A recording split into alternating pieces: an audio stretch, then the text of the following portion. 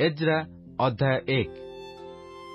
जिरिमियर मुख द्वारा उक्त सदाप्रभु वाक्य सफलार्थे पारस्यर राजा कोरोसर अधिकारर प्रथम वर्षरे सदाप्रभु पारस्यर राजा कोरोसर मनरे प्रवृत्ति जन्मान्ते से आपणा राज्यर सर्वत्र घोषणा कराई मध्य लेखाई एई कथा प्रचार कराइला यथा पारस्यर राजा कोरोस एहा कहन्ति, सदाप्रभु स्वर्गर परमेश्वर पृथ्वीर समस्त राज्य आम्भकु प्रदान करिअछन्ति।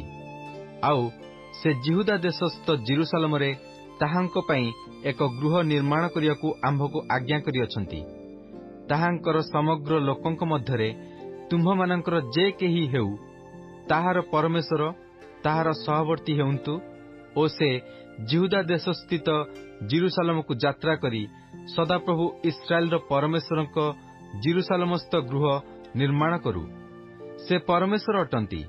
आउ जे केही जे कोनोसी स्थान रे अवशिष्ट थाई प्रवास करूअछि ताहार सेई स्थानस्थ लोकमाने परमेश्वरक जेरुसालेमस्थ गृह निमंते स्वच्छादत्त नैवेद्य छड़ा रूपा ओ सुना नाना द्रव्य ओ पशु देई ताहार साहाय्य करंतु। सेतबेले जिहुदार ओ बिन्यामिनर पितृवंशीय प्रधान माने आउ याजक माने ओ लेवीय माने अर्थात सदाप्रभुक जेरुसालेमस्थ गृह निर्माणार्थे यात्रा करिया पई परमेश्वर जेउ समस्तଙ୍କ मनरे प्रवृत्ति देले सेमाने उठिले। पुणी स्वेच्छादत्त द्रव्य छड़ा सेमानक चतुर्दिगस्थ लोक समस्ते रौप्यमय पात्र स्वर्ण नाना द्रव्य ओ पशु ओ बहुमूल्य द्रव्य देई सेमानंकर हस्त सबल कले। आउ नबुकदनेस्सर सदाप्रभुक गृहर जे सकल पात्र जेरुसालेमरु आनी आपणा देव मंदिर रे रखिथिला कोरोस राजा ताहा सबु बाहर करी आनिला।